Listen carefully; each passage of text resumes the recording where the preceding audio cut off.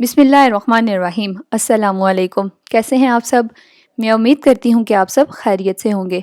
इस्लाम की दुनिया को देखने और सुनने वालों को रमज़ान की खुशियाँ मुबारक। अल्लाह ताला की हजूर दुआ है कि अल्लाह ताला इस बबरकत महीने के सदके हम सब की मुश्किलात को दूर फरमा दे, आमीन।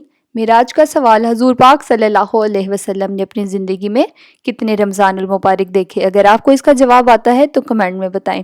चलते हैं आज की वीडियो की तरफ। दोस्तों, मेरी आज की वीडियो रमज़ानुल मुबारक में जुमातुल मुबारक की मुनासबत से है और इस दिन करने वाला एक ऐसा छोटा सा अमल जो हमारी हर तरह की मुश्किल को दूर करने में मदद फरमाएगा।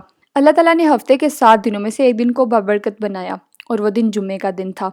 अल्लाह ताला ने कौम यहूद से कहा कि मेरे इल्म में एक दिन है बरकत वाला, वो तुम ढूंढ लो और उसको चुन लो, लेकिन उन्होंने हफ्ते के दिन को चुन लिया। फिर अल्लाह ताला ने हज़रत ईसा अलैहिस्सलाम की कौम से कहा कि मेरी बारगाह में एक दिन बहुत मुकद्दस और बबरकत है, जिस दिन दुआ कबूल होती है, उसको ढूंढ लो। यानी उन पर भी छोड़ दिया कि वो किस दिन का इंतखाब करते हैं, और उन्होंने इतवार के दिन का इंतखाब किया। फिर जब हमारी बारी आई, यानी उम्मत मुहम्मदी की बारी आई, तो अल्लाह ताला ने हमसे नहीं कहा कि उस दिन की तलाश करो, बल्कि अल्लाह ताला ने अपने महबूब की मोहब्बत में रसूल खुदा सल्लल्लाहु अलैहि वसल्लम के तुफ़ैल हमें खुद बता दिया कि वह जुम्मे की रात और जुम्मे का दिन है जो सबसे बेहतरीन है।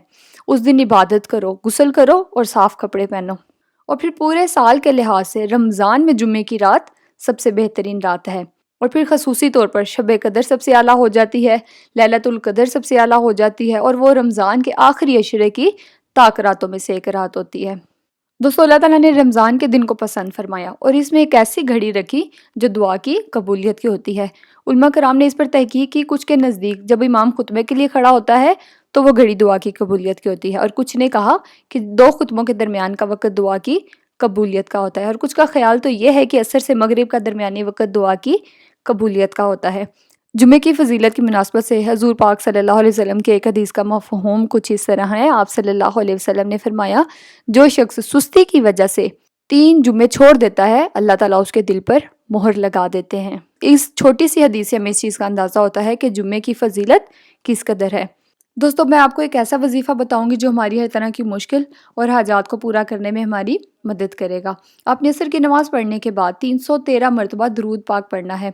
दरूद इब्राहिम पढ़ें तो ज़्यादा बेहतर है, वरना आप कोई भी दरूद पढ़ सकते हैं। दरूद पाक पढ़ने के बाद आपने दुआ में मसरूफ़ हो जाना है, और इफ्तार तक आपने अल्लाह रब्बुल इज़्ज़त से अपनी हाजात और अपनी परेशानियों के लिए दुआ मांगनी है। इसके अलावा आपने चलते फिरते दरूद शरीफ का विर्द करते रहना है ताकि रमज़ान की बरकत हासिल हो सके।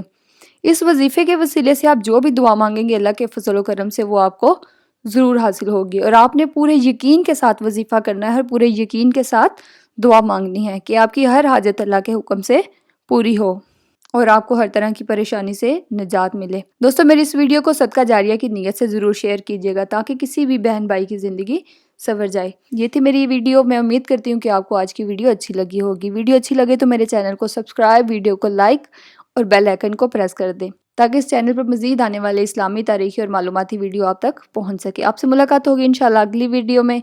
तब तक मैं आपसे इजाज़त चाहती हूँ। अल्लाह हाफ़िज़।